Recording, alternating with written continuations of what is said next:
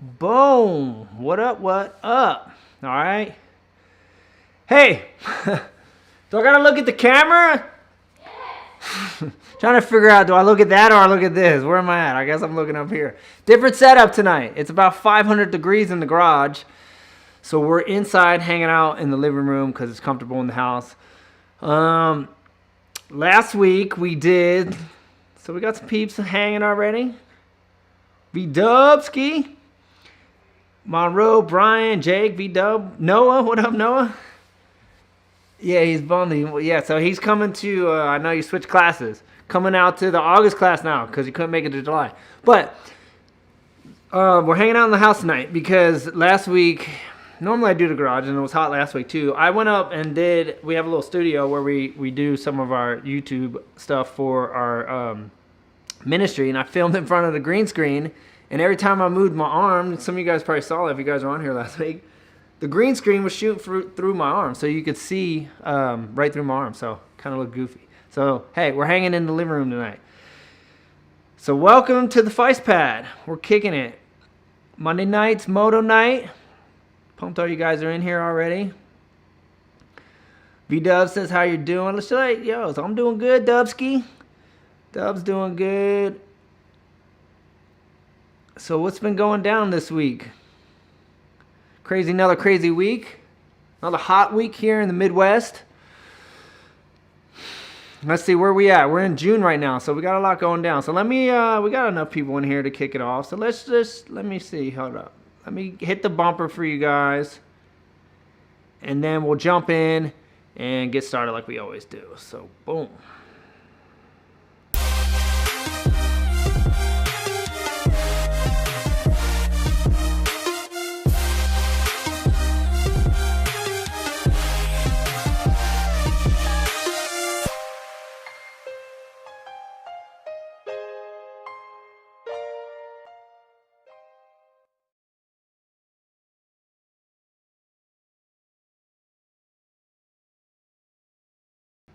All right, what's up, guys?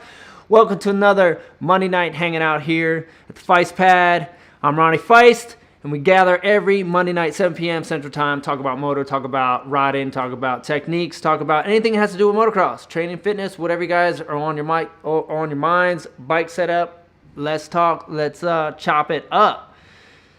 This is Moto night, yeah. So you know how we do it. All right, so what's been going down this past week? All right, hey, I'm already seeing. So can everybody hear me? Just give me a thumbs up if you can hear me. And then I'm going to jump right in. Everybody that, if you're new here, the way we do it is that we just throw up questions, try to go through and answer. I try not to skip anybody. And throw up some question marks just so I can see them, because obviously people start getting in the chat. All right, sweet. Brian's saying you guys can hear me, so that's a good start. So let's go through here and see what we got. But let me see if there's any, let me see, do I got any announcements? So we're in June right now. Let's see, we got birthday month. My birthday's coming up at the end of the month. So let's just fill you in. June 20th, we got a school going down right here. Actually, you know what? I'm gonna make a little announcement now because we changed things up. So this is brand new. This just happened today. So basically, I have a June class going down, and originally I promoted it as a Hillsdale class at a private track in Hillsdale that my buddy owns. And I was going to do it there, and I actually went out there yesterday and was looking at it and was kind of like, oh, sweet, this place is going to look really good. But I got invited to go out to Grain Valley as well. Some of you guys that might be from the area know that Grain Valley was a motocross track here in the Midwest in Missouri, and they're reopening, got new owners. And they're going to be kicking it off here in the next month or so. So they gave me an invitation to do the June class at their track. So we made a little switch up, emailed all the students that were signed up, make sure it wasn't an inconvenience to change, on anybody. And everybody was pumped on it. So the June 20th class is going to be at Grain Valley right here in Missouri. And the track looks really good. They've done a whole lot of work out there.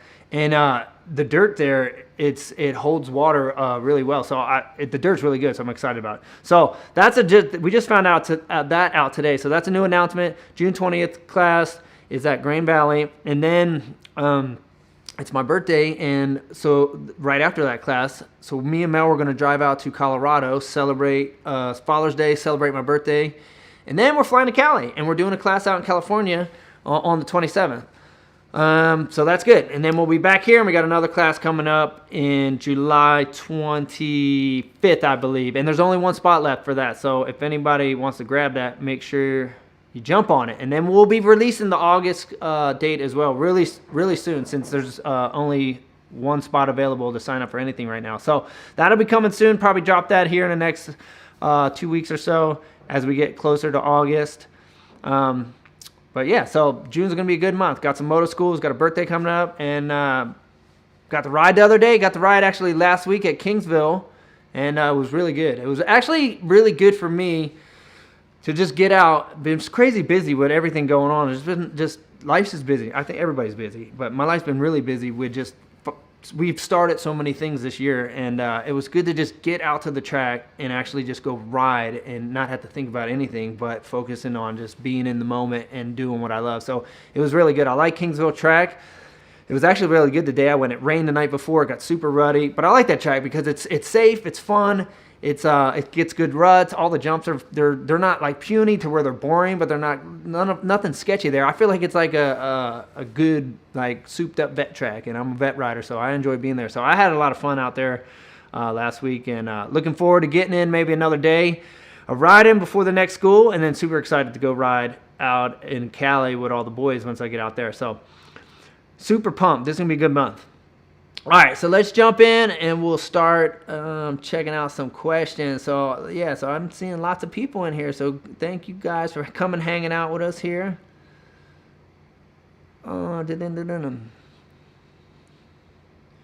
Sweet. So yeah. So Jeremy's up in here. Jeremy, I'm assuming that's Jeremy Wrestler, maybe Jeremy R. So that's my buddy. We did the first class at his track.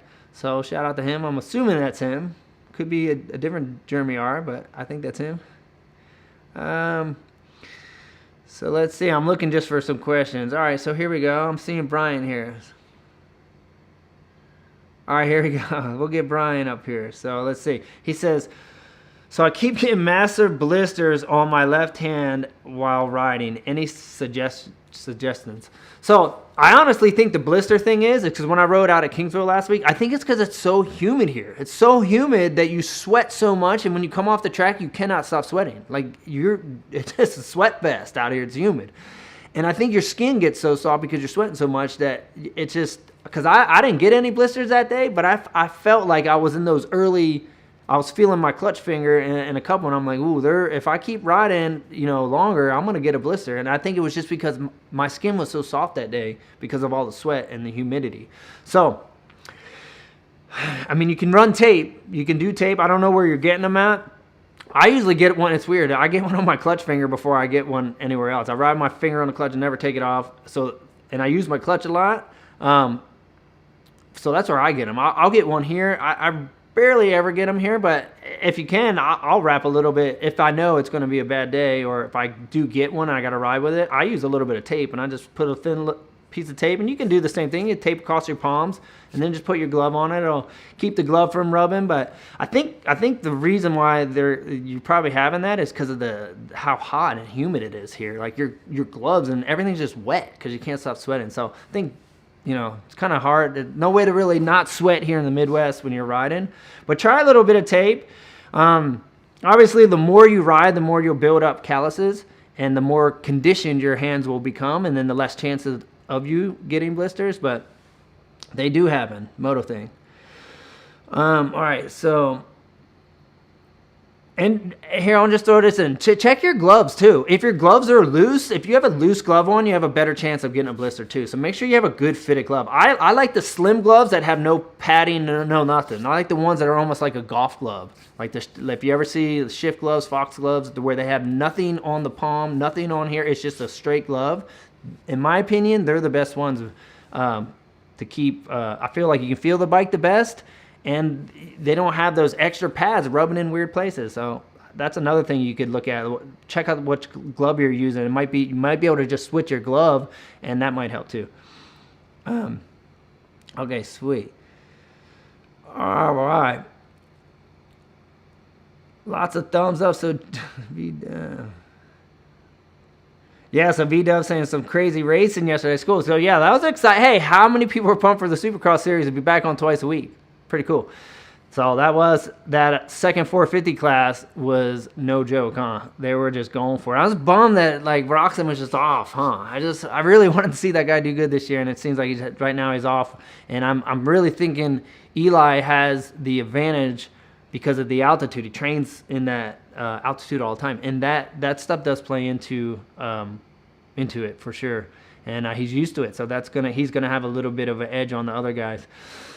But Webb was not letting it go easy, dude. He was out there battling and throwing it down. So pretty cool to see how hungry that guy is. So always cool to see guys who want to win. So cool. Let's see. All right, so we got Chase here. We'll get Chase up in the spot. He said, what mods are to the Husky? So I'm assuming you're talking about my Husky. My Husky is bone stock. No joke. Like the suspension on the bike that I'm riding right now, the 16, I had work done to it. I had a cam in that bike, and I had the suspension was done because I raced that bike before. But this one's bone stock. I basically bought this, and I was in like the moving process when I kind of got this, so I didn't do anything to it. I left it bone stock. But now that we're kind of getting settled, I at least want to get the suspension done. But I think with 450s, they're so fast, like you don't really need to do anything. The only reason I put a cam in that 16 is because I raced in Aspen altitude, and I had to go up there. I raced the snow bike race when ESPN first brought that in to Winter X Games, so I needed to get more power up in the altitude, so I had a cam put in it. But normally 450s are so fast, like you can leave them bone stock, put a pipe on them. That's the only thing you can do. Throw a pipe on your 450 and you're like good to go. On most bikes you can throw a pipe on it. It's kind of like standard, throw a pipe on your bike. But I got stock suspension, I got no motor work, I got a pipe on my bike. The only thing that I changed, and I just recently changed it, I bumped up one tooth in the rear on my gearing. Other than that, my bike's bone stock, and it rips, and I love it.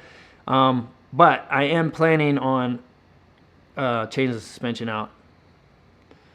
Not that it's bad, it just could be better. Revalve stuff's always better in stock. I think all the bikes are so good these days, being right out the crate. You can seriously, like, you don't have to spend a ton of money, especially if you're in the early years of learning. You can get away with a stock bike and it's just a good setup. If you understand how to just set your sag, you understand how the clickers work, compression and rebound, you can just kind of get in the ballpark and set it up and just kind of learn how to ride and feel the bike, and then start dumping money into your bike. You don't, because the bikes are so good, you don't necessarily have to go get motor work and do a bunch of stuff when you're just kind of getting started. Because a lot of times when people are getting started, they can't even give you good feedback because they don't know what the bike's doing yet. You say, hey, like, what's the bike doing? They're like, I don't know. They're still trying to figure out how to understand and feel and know what the bike feels like. If it's too soft, too hard, if it's bouncing around, if the front end's pushing, or whatever it is. That takes time to develop as you grow as a rider, to learn what the bike's doing and how to understand how to give that feedback to either your dad, your mechanic, or if you're your own guy, you want to go, okay, my front end's too stiff. It's not cornering. A lot of times if your forks are too stiff, your bike doesn't want to turn. It wants to ride up out of the rut. And then you're like, okay, my forks are too stiff. Make a quick little adjustment, and you can get stuff to work pretty good these days. But it's important to know everything. Like, get to know your bike, get to know how to work on your bike, know how to work. Like, dude, minus changing like valves and doing all that stuff on 450s, I do all my own work. Like, I understand how the bike works. Like, I think every rider should know how to work on your bike. You should know how to take care of your own bike. You should know how to work on your bike. You should understand what all the settings do. You should learn that stuff, because the better you understand your bike and you know how to work on it, you become a better rider. You're able to make those adjustments, or whoever's working with you, tell them what the bike's doing to get it working better for you.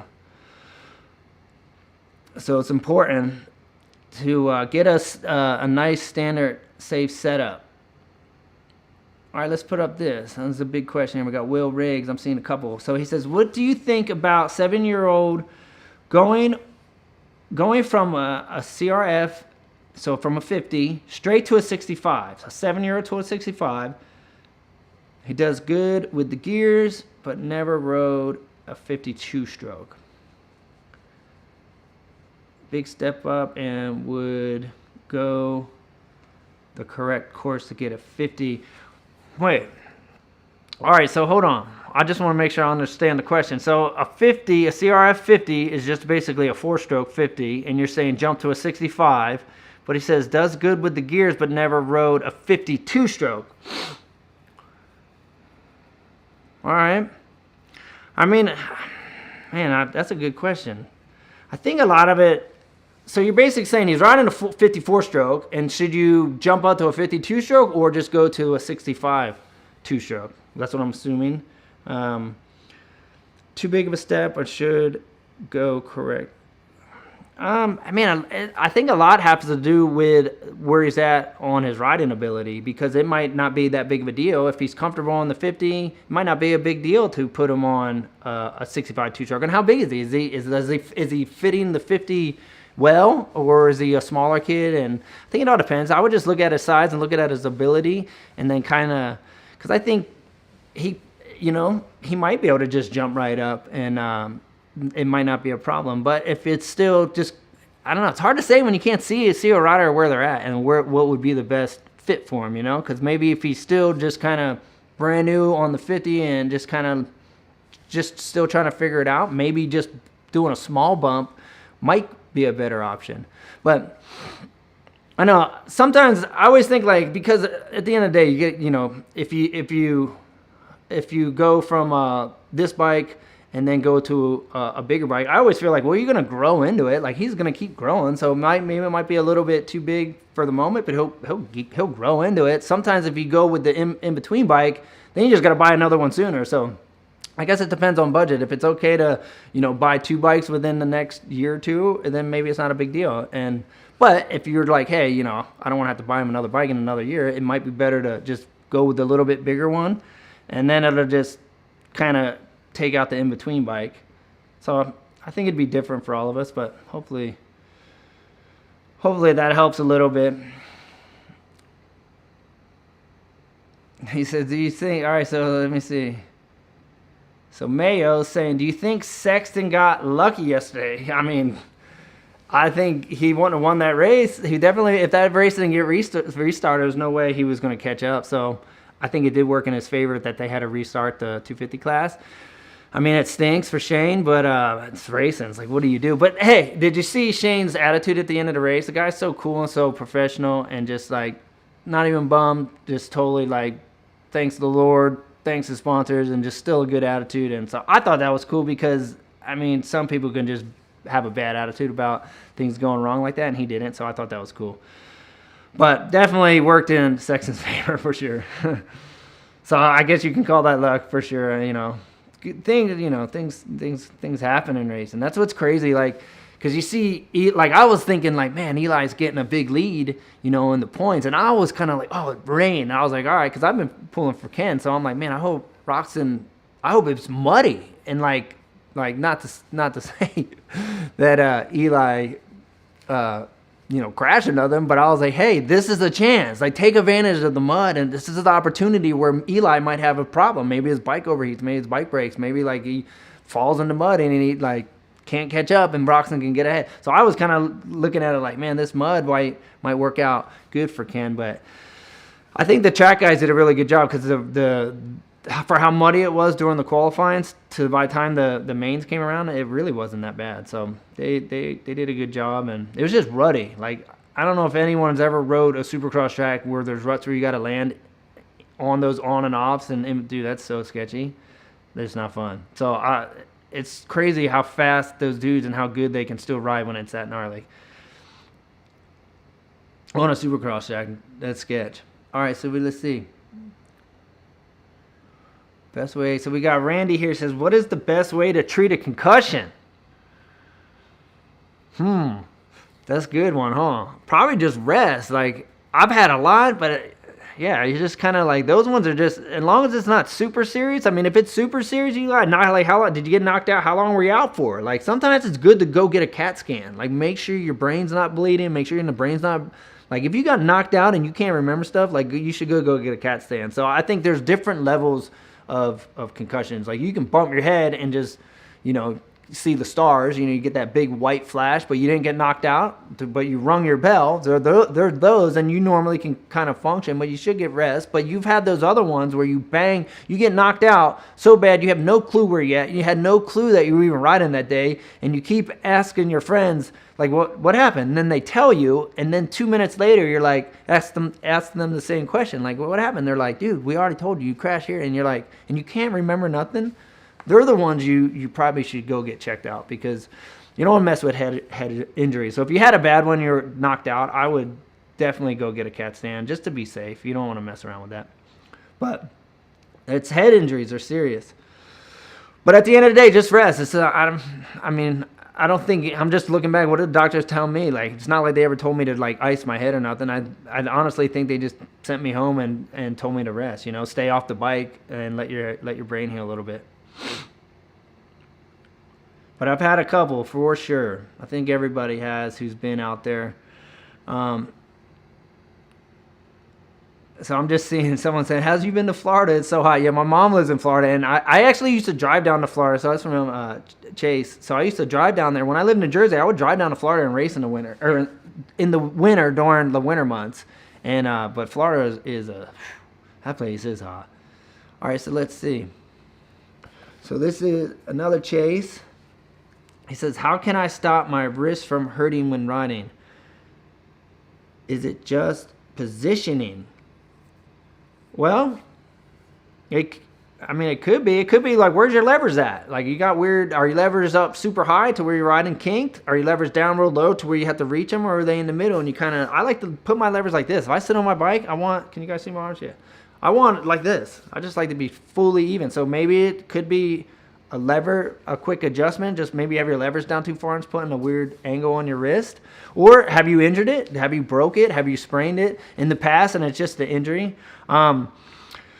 They do make wrist braces. I don't know if you ever noticed, Roxon rides with gnarly wrist. A lot of guys do. A lot of guys who had wrist injuries ride with these. They're just like knee braces. They ride with wrist braces. So that's an option to get a wrist brace. Or I used to tape. You can't tape too much, because if you take too much, your hand can almost go numb. But just get regular athletic tape and just do a couple thin rolls right around your wrist area, and it gives you such good support. I did that a lot when I was riding freestyle all the time, because I used to just from landing all day, my wrist would get sore, and I broke my wrist a couple times. And so that helps. So maybe try giving it a little bit extra support just by some tape. But ice it, dude. That's honestly, like, icing is seriously works. So I would ice it, and then but if you're talking about your grip, you should be holding on to bars like this. Try not to hold on to the bars with your hands like this. Like, if you rotate your arms out, so hold on like this. You guys can see me, like, that's how you should hold on to the bars. So you're able to work the bike, lay it over like this. You want to be like this, arms straight. Roll them out a little bit. Someone's saying, Aaron's saying a little baby powder in the gloves. I've never tried that. That might be a good idea. Keep the hands dry. Never tried that. That's going to be good. Michael's saying, do you want to go to work for me tonight? No, sir. There he is. Oh. And then I'm seeing South. I actually rode South. Sackville is the last national in 1997 that I went to before I moved to California. Me and Deegan stayed at my house. So Budds Creek and Southwick were back to back. So we raced Budds Creek. Deegan stayed at my house between Budds Creek and Southwick. And we filmed for Moto XXX that whole weekend. And then I went to Southwick. Last one I rode. And then packed the bags and drove out to Cali and moved in with Deegan. And the Southwick is a gnarly track right there, dude. Sandy and long and hot and humid. And the logo's there, dude. The logo. I'm assuming your logo. Dude, you logo boys up there always pin it. Because every year at the National, the Southwick guys, you'd get those dudes who, that was like the only National they raced, and they all get a national number from the one race because they all ripped at their home track. All right, so we have a V-dub here. A little super chat. Here's a little support dono to help with the program. I appreciate it. V-dub's a cool dude, big supporter of both pages. Always on here with the live chats. Always on here with the super chats, always supporting our ministry page as well. So super cool dude. Big shout out to V-Dub.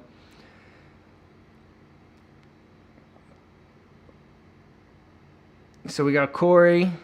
from Jersey. Let's see here.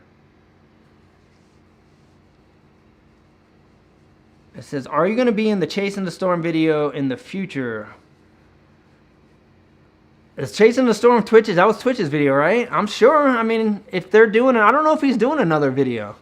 I believe that was one that John, his brother-in-law, filmed. I don't know if they're working on a new one, but hey, if they are and I'm in town and get a couple shots with them, I'm sure I'll get a few clips.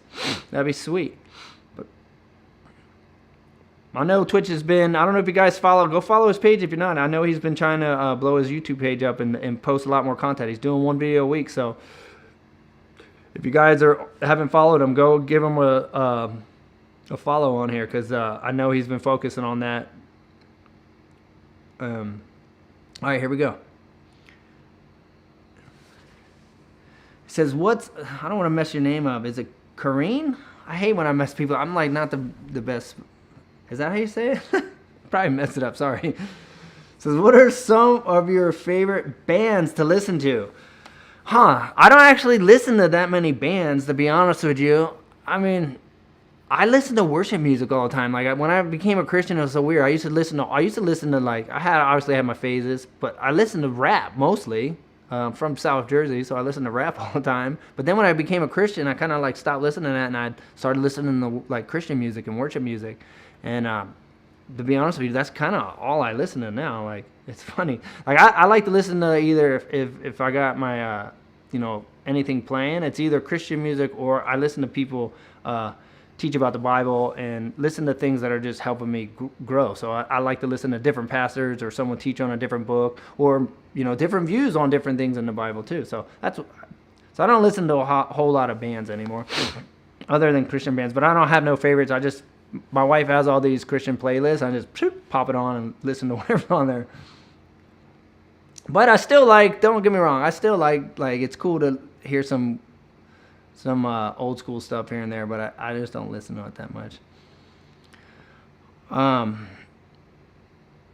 It says, hey, do you still have any of your early 2000 FMX bikes? This is from Caitlin. So actually I don't, and that was one thing that I kind of regret through my career. I never kept any of my bikes. I sold them all, so I don't have none, and I wish I would have at least kept a couple of the two-strokes, at least, the CR, think about this, a 2007 CR250 is the last year Honda made a two-stroke.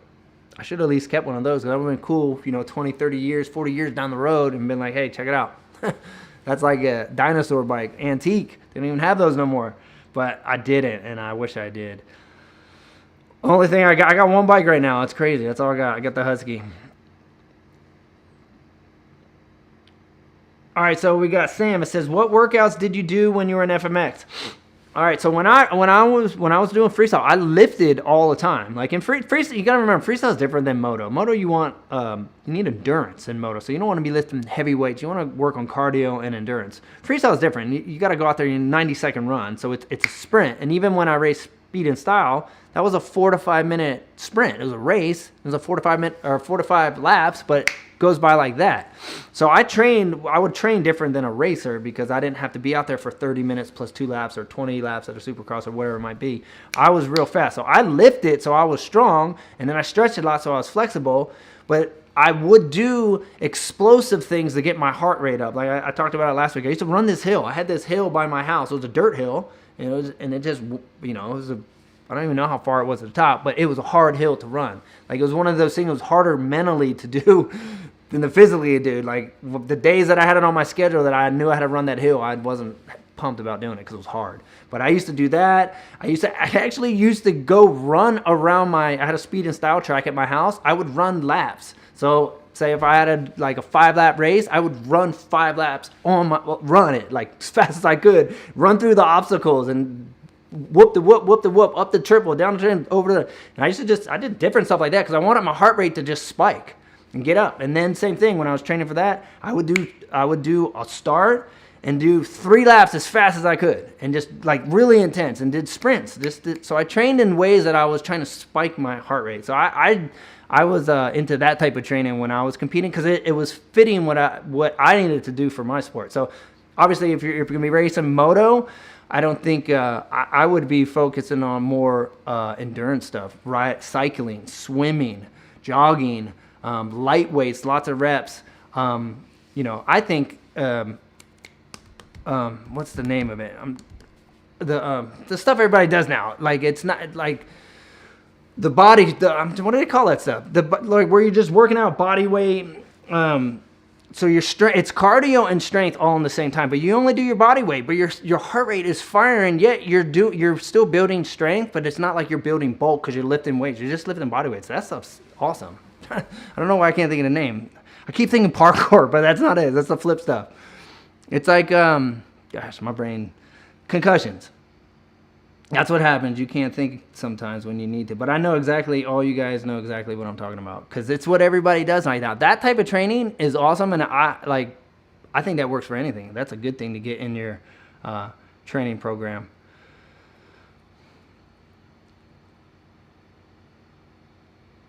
All right, so let's see here.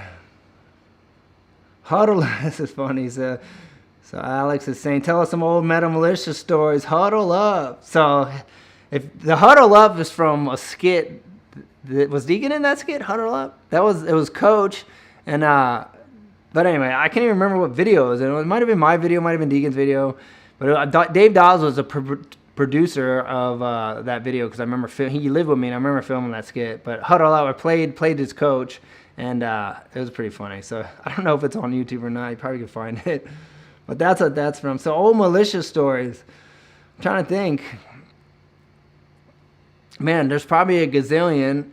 But I'll just say this. Like that was a really fun time and a really exciting time for everything, because Mulisha came around, or like right when freestyle was being birthed, the group and the friendships of all of us kind of came together, and then we birthed out, like the MOTO Mulisha came out of that. You know, me, Deegan, Twitch, Morrison, Potter, Luss, all those dudes. And I mean, there was a ton of us, but they were kind of the original guys that kind of like got it going. And it was just fun. It was fun because we had this group of friends who were super tight, loved riding, loved learning tricks, and all fed off each other, all pushed each other, and everyone was inspiring each other, and everything was new for the sport. So it was like Deegan was always like the one trying stuff first. You would see him, like, he did the, you know, first he got the seat grab for us, and then we were all motivated, like, man, we gotta get the seat grab.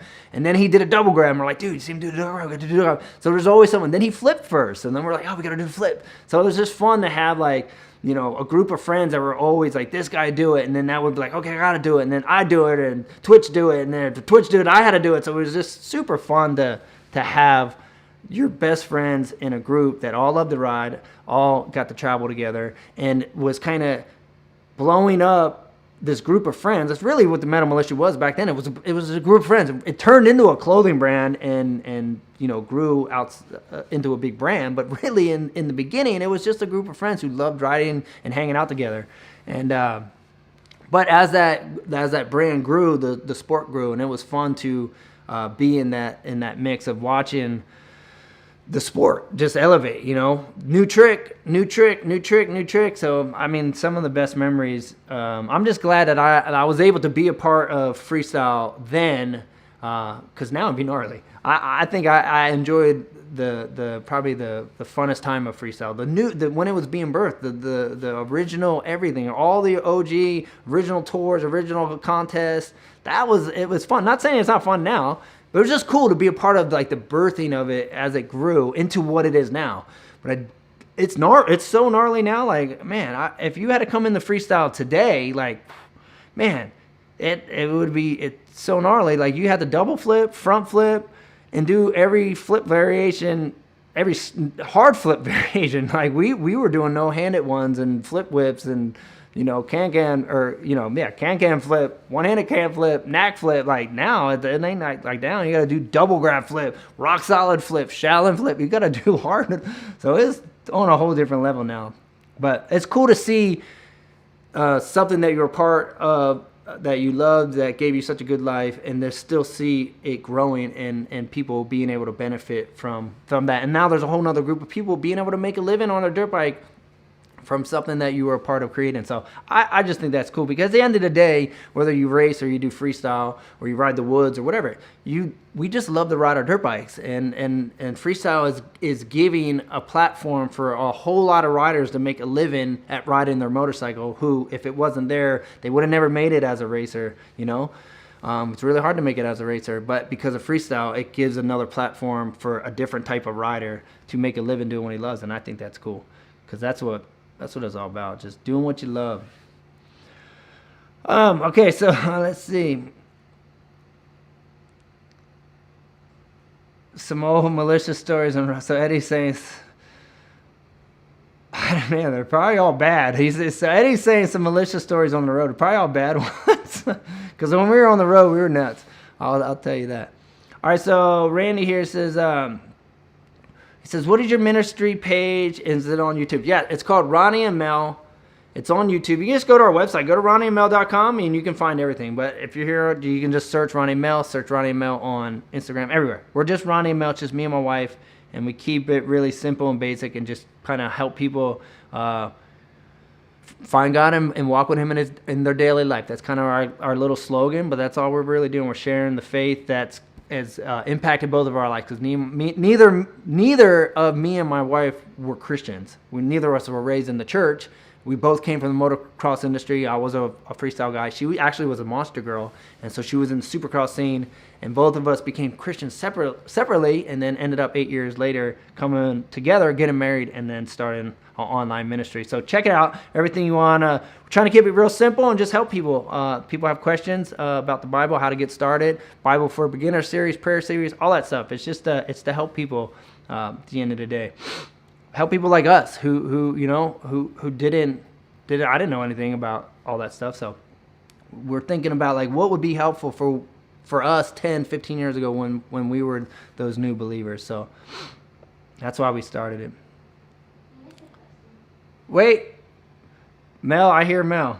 You missed a question. Which one? There was just one. He was asking about when your bike goes sideways. It's right about that. All right, she's saying oh wait, all right, I missed Steve-O. Sorry, bro. See, that's what's good. The wife keeps me in check. She said I missed your question. She says, how do you correct the bike when you get kicked sideways off to take off of a jump? So it's not like you whipped it. You're just basically saying you went to come off a jump and it kicked out. See, unexpected swap. That's what I'm going to call that. They're hard to recover from because you're not expecting it. The best thing you can do is relax and here we go, right here, bro. Just pin it. Like seriously, when you get sideways, the worst thing you can do is shut off the gas and tense up and go like that, because the bike's just gonna, if it kicked out like this and there's no gas, can you see me? If it kicks out like this, no gas, it's gonna hit and want to swap back the other way. If you relax and just pin it, get a handful of gas, and that tire's spinning and it catches, it's gonna have a better chance to want to pull the bike straight. So I know that's normally not what you think when it swaps out, you're like, oh, you naturally want to tense up and shut off the gas. But if you can just relax and just grab a handful and pin it, and just hopefully it'll hit and straighten out. There's no way to really just like, okay, I'm going to correct this. It's really like, hopefully you didn't swap bad enough to where it's just going to high side you. But yeah, relax and just pin it. That's really all you can do, and hopefully you make it out of it. But those ones are not fun when they hit you, when they throw you down. It's like the high side swap. They suck.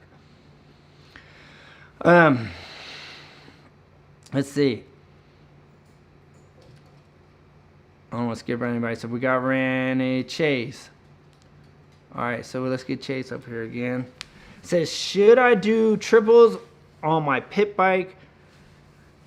Should I do triples on my pit bike track or keep the double? Wait, hold up. Should I do triples on my pit bike track or keep doubles the bike? Keep doubles the bike is the one you see. Wait, I'm confused. Is that written right? Keep doubles the bike is the one you see from my profile. I'm looking at your profile. All right, so you're basically saying, should I build some triples for my pit bike or just keep the doubles because I'm on this thing? Hey, I mean, a double and a triple ain't really no difference. It's just you have a jump in the middle. So like you could have a double at one distance and have a little bump in the middle and call it a triple. So at the end of the day, as long as your bike's fast enough to get over the jump, it doesn't matter if it's a double or a triple. It's just a matter if you can make the distance. So I would say, I don't know. Depends how much dirt you got, because if you got to build a bump in the middle, then you got to waste dirt. So I guess if you have dirt and you want to build triples, or so you can double it and separate it for other people. So if some people aren't as fast as you and as talented as you, they're going to double it, and then you're going to have the advantage to triple it. So I say as long as you can jump it, just build them, dude. No worries. Heck yeah. It's fun to be able to triple something that no one else is tripling. So it's cool. Like at my speed and style track, there were certain sections that when friends would come over, they would only double through it, and I'd be able to triple it. Hey, anyone who rides their own track all the time always got the hot lines on it. So it was fun, though, when they come over and they would only double stuff, and I was tripling through it. You're like, yeah. You're like, that's right, boy. Come to my track. So, yeah, build a couple triples so you could jump and everybody else come over your house and be a little timid. All right, I'm looking. I see a lot of comments and kind of grazing them, but just don't. I'm looking for. I'm seeing. Catherine said I need to learn those Kung Fu no-handers. I'll teach you them. CrossFit. That's it. That's exactly what I was thinking. Duh. Corey knew it exactly. CrossFit. X-Fit. CrossFit. Exactly. CrossFit. That's exactly. I don't know why I couldn't think of that. It's like everybody does it. CrossFit is awesome. Do it. I love it. It's good stuff. And you know, it's cool because you don't need a gym. You can go downstairs in the basement and go find a room in the house and just start getting after it. Hey, I'll just throw this in the mix. When I was training for speed and style my first year, and the only reason I'm thinking of CrossFit because it's kind of that I did that. You ever hear not P90X because that was a really popular one. What was the Insanity? You remember Insanity? I did that for speed and style one year. The first year I was going to race speed and style, I seriously got Insanity, downloaded it on my laptop, put my laptop out in my backyard by my pool up on a table, and just got after it and just was going hard, dude. Dude. If you ever done it, you know that it's hard. But I did it, and I did it consistently, and it helped. So that stuff's good because you're getting strong, you're raising your heart rate, you're building muscle, you're burning fat, and you're getting strong, but you're not necessarily bulking out. So I think it's a way better way to train because if you walk around a gym and you just pump weights, your heart rate's never really going up. So that's really not going to do a whole lot for you if you're going to ride a dirt bike. You need your heart rate up because your heart rate always goes up when you ride. So you might be strong and bulky, but you're going to go out on the track and you're going to last 2 laps and it's not going to matter. So CrossFit for sure. The Insanity program, it's a tough one. And I actually just tried to bring it around. When we first went into quarantine here, they closed the gym and we set up, we have a little basement down here. We have a TV down there. And I was like, let's hit up some old school stuff. So I threw it on. I actually tried to do it. And I was tired through the warm up. And then Mel backed out on me. I'm calling you out right now because I'm like, hey, let's do Insanity tomorrow. And she backed out. Didn't even show up. She got scared. All right. So here's my homie here. Killer Hammers. My boy from Bali. He says, yo, Ronnie, what's your favorite trick on freestyle moto? So, obviously, I would say I had 2 favorite tricks. Obviously, I got to throw the Shaolin out there. That was a trick. That was my contribution to freestyle. The only thing I left was the Shaolin. And that was the bar hop with the straddle. So the Shaolin was my trick. I used to love doing that trick. It was fun. It felt good when you got a really big one. When you could rotate through the bars, but then pull through to where you were out way above where the front plate. You look at a photo and your butt would be a foot in front of the front plate, and then you'd be straddled. That feels good. So that was a fun trick. But I think Kiss of Death were probably one of my favorite tricks. I always called it my go-to trick. It's like it was one of my tricks. I could just always I go to it. Like if I needed I'm like, man, I just want to throw something. I would always just hit it. If I was just doing a demo, doing a show, and I was just kind of like, man, what do I want to hit? For some reason, I would throw those more out during a show than any other trick. So they were one of my favorite.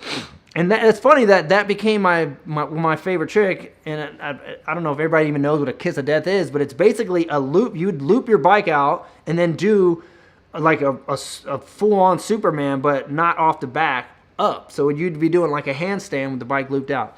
And that trick, I'm not even lying, that trick took me so long to learn. I would say 2 years or more to learn that trick. It started off as like doing these weak little no-footers that weren't even above the seat. And then it worked its way up to these little Supermans that were just barely above the seat. Then they got better. And then slowly, as I got better, then I started learning how to loop out my bike. And eventually I could chuck them to where I was completely looped out. But that was a 2-year or longer process. And it was one of the hardest tricks that I ever had to learn. But then once I got it and was confident with it, I could fire them out all the time. And it became one of my favorite tricks. So, KOD.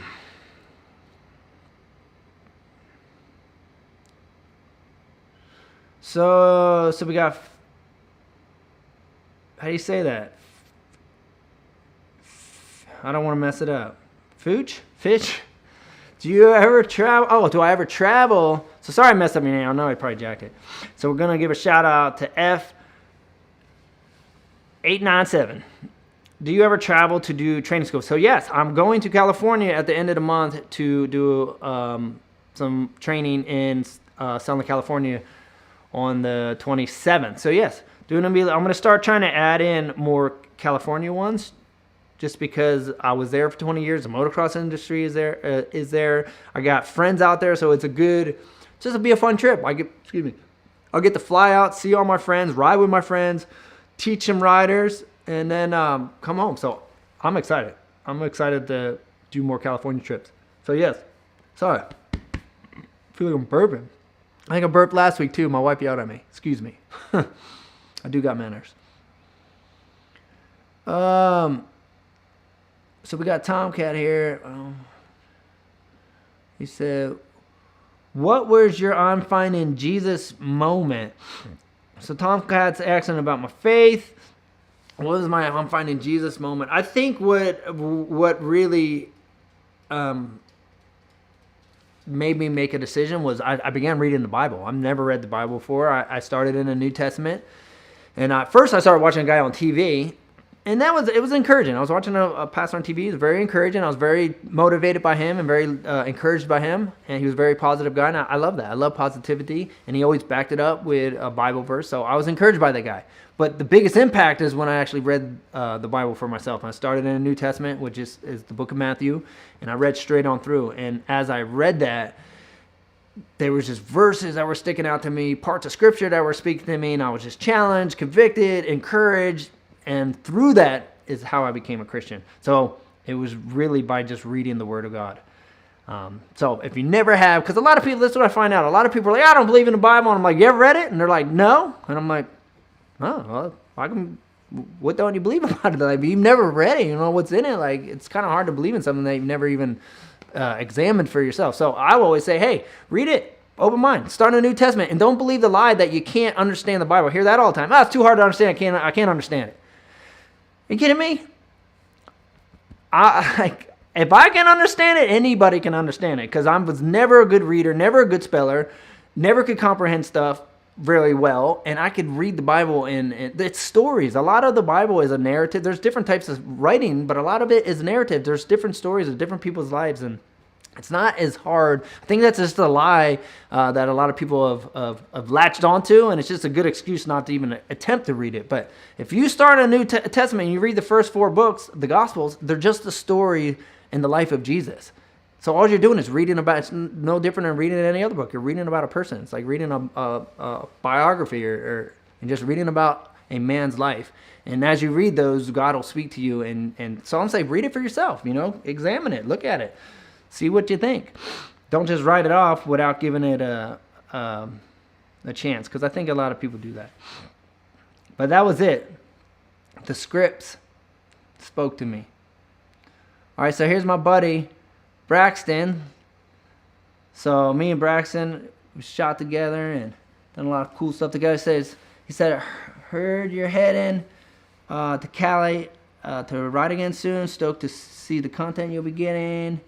He says, where are you planning to ride and while you're there, Fox Races? Yes, that is exactly, yeah. So definitely going to Fox Races. It's my favorite place in Cali.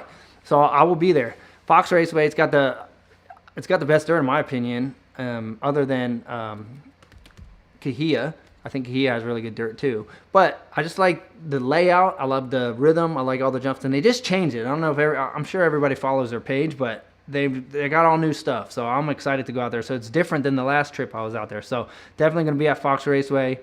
And oops, hold on, pull that down real quick. And ripping around, having some fun with the boys. Big Feist is on here. Says, "Where's my dog?" Now, Grandpa's on here. You see Grandpa? There she is. She's hanging. She's down here sniffing at my feet when I'm trying to do this. Find out what's your favorite year. All right, so here's a cool one. Let's see. Is this from Vincent? He says, "Yo, Feist man, what's your favorite year and make dirt bike of all time?" That's a good question because, man, I've had so many dirt bikes. Think about it, I've been riding for 35 years, and I always had new bikes, especially when I was competing. I got bikes all the time, almost every year. And now I'm on a 2-year program. Every 2 years I could get new bikes.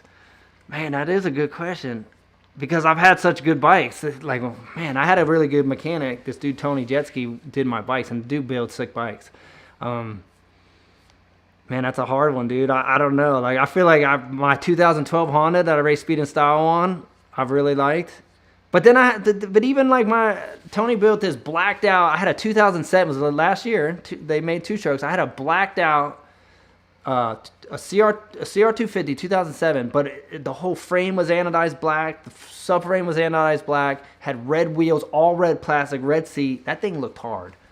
Tony built that one too. So Tony built all the bikes that Tony built probably looked the sickest because he was just really good at building like factory looking bikes.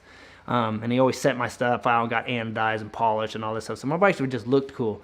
But that was a cool bike. That was probably my favorite 2-stroke. So I would say that one. And then my 2012 Honda just looked really sick too. Tony did a good job on that. But I'm gonna go with those 2 just because they were like the coolest looking because someone else was building them. Hey, chill. 2007. I'm gonna pick that one. Just because that black frame and that black swing arm with that red plastic, dude. That thing was murdered out. That thing was sick. 2007 Honda CR250, for sure. That was the best one. Good question though, because I had to think about it. Discovered far.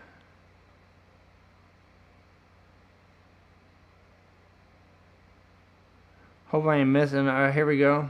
Should I get a... All right, so we got Lamb. Should I get a 125 2-stroke or a 250 4-stroke? I'm a 4-stroke guy, so I would go with the 4-stroke. But I know a lot of people disagree. So many people are like diehard 2-strokes. They love the 2-stroke. Only reason I like the 4-stroke, 250 4-stroke, I feel like you had more fun on it. It's going to be faster. You can jump more stuff. I feel like the 4-strokes are easier to ride on the track just because I think you don't have to work as much. I like the 4-stroke. There's less throttle, you can just use that luggy 4-stroke tractor power. Like, just tracks really easy. It's easy to corner. So that I would pick the 4-stroke, but it's really what you like at the end of the day. Yes, his name is Liam. Liam, sorry. Not Lamb. Sorry, dude. I mess everybody's name up. Lamb. I know. I'm terrible. So, forgive me. All right, so this is Noah. So Noah came to our first class. Super cool dude. Did really well out there. And he is also signed up. He's coming to the August class. So, we'll see you soon. But what is your favorite local track? So, that's another good question because I got asked this a couple times. And I really got stumbled because I was thinking, well, which one do I really like?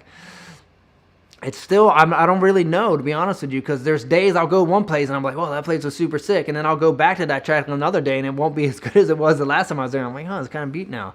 So there's been a toss-up. But I'll just say this last week that I was at Kingsville, I thought it was really good. It was just, the track was good. It was ruddy. It was fun. I do like Kingsville, but I like Adrenaline too. And I like Midwest Extremes. So the one thing I like about Midwest Extreme is the straight rhythm. In the back. So I think it's fun, like, because the way they do it here, it's different than California. It's open practice. Here it's grouped. So you go out in your group, 5-6 laps, and then you got to sit around and wait for 4 or 5 other groups. And they have a straight rhythm. So that's fun because you can go ride that while you're waiting. So that's a fun place to be. But I don't know if I can pick one over the other right now. I've thought about it a couple times, and I feel like they've all had their days. There's one day where Midwest Extreme, you're like, man, this place is sick. And then I'll go back another time, I'm like, it's kind of dry. And then same thing. I went to go once. I feel like I've been to them all where they've been mint, and I've been to all where they've been kind of dry and not. You're like, that's a bad off day. Everyone has off days. It's all good. But I go to them all.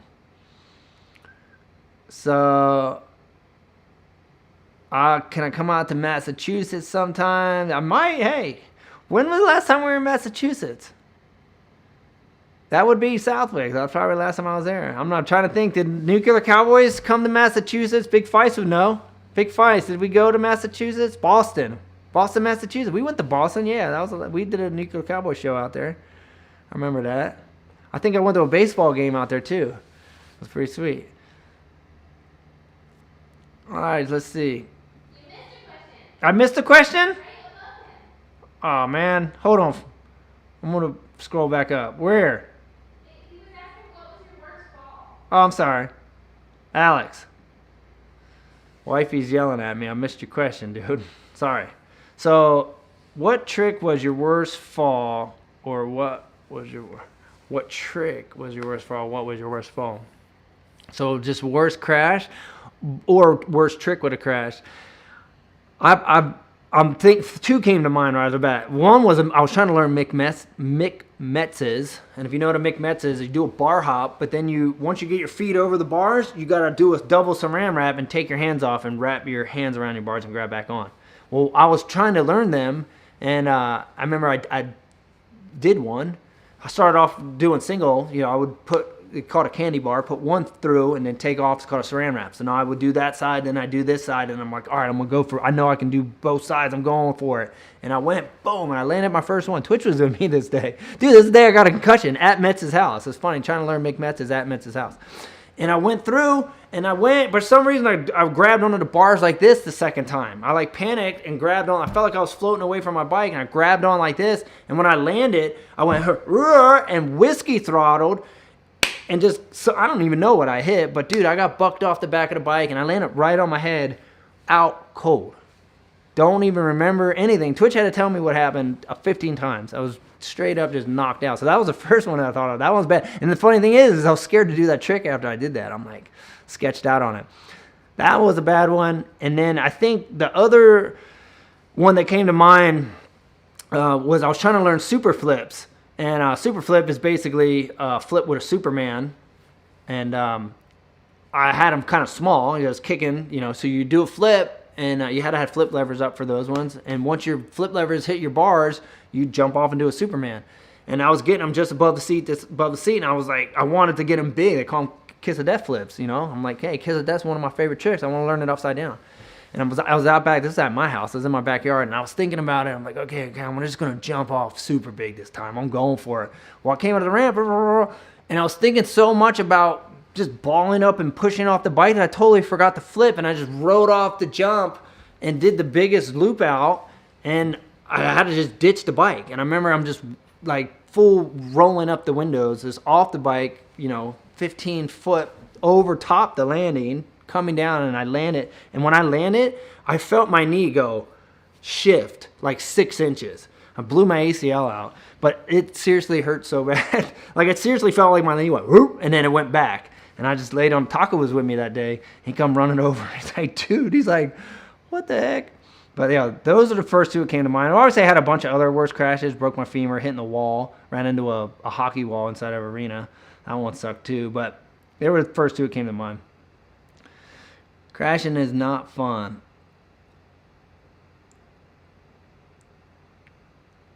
Alright, so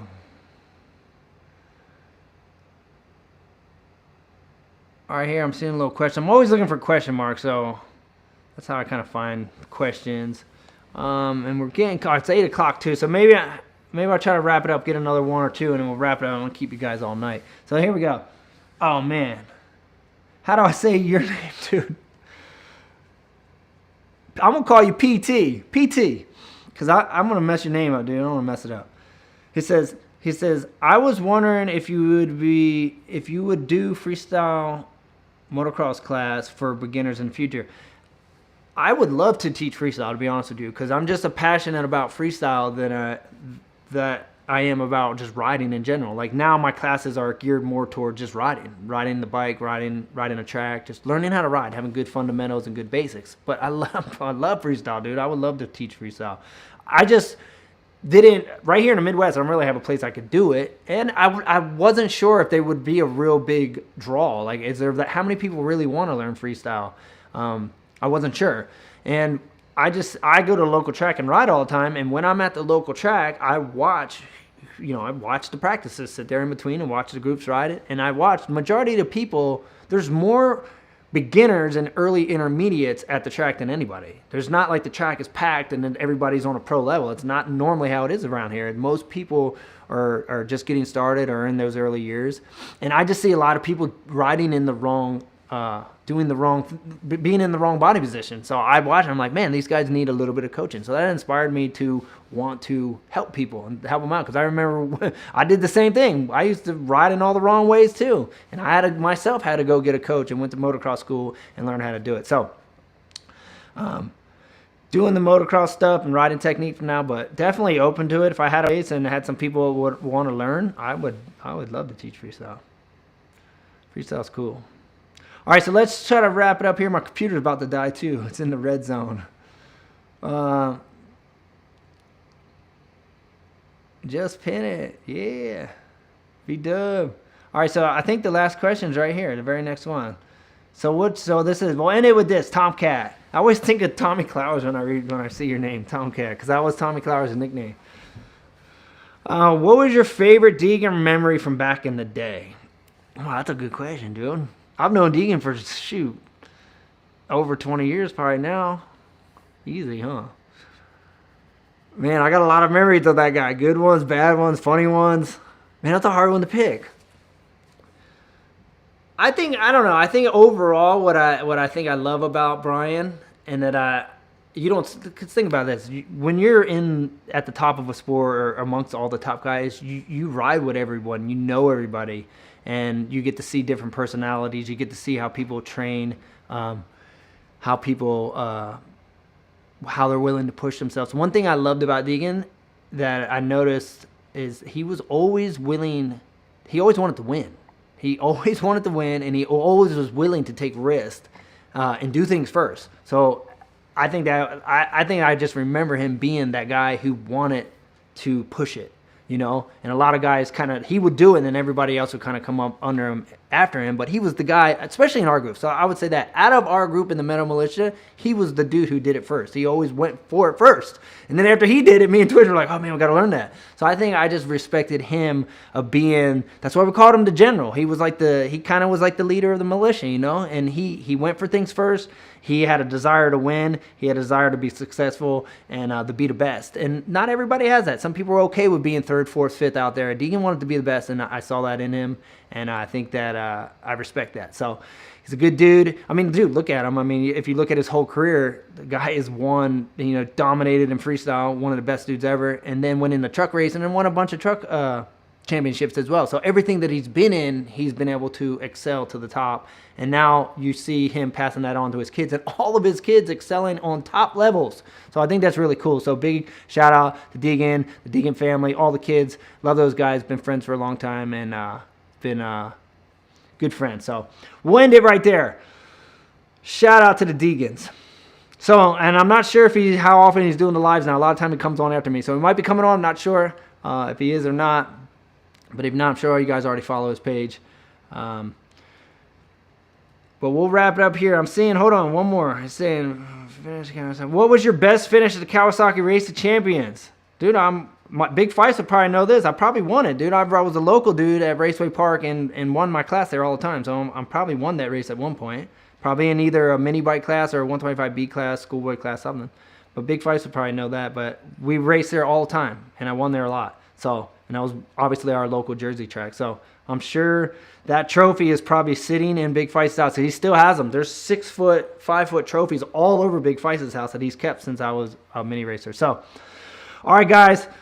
thanks for hanging out here on Monday Night Moto Nights. It's always good. Lots of good questions, lots of good chats. I just like this, dude. It's cool to hang out and just, you know, let you guys take a glimpse into, you know, my life after moto, after freestyle. And here I am just, you know, coaching, riding, enjoying life, doing ministry, doing moto, and doing what I love and what I'm called to do. So thanks for hanging out, and stay blessed, stay safe, and keep having fun, man. We'll see you on the next one.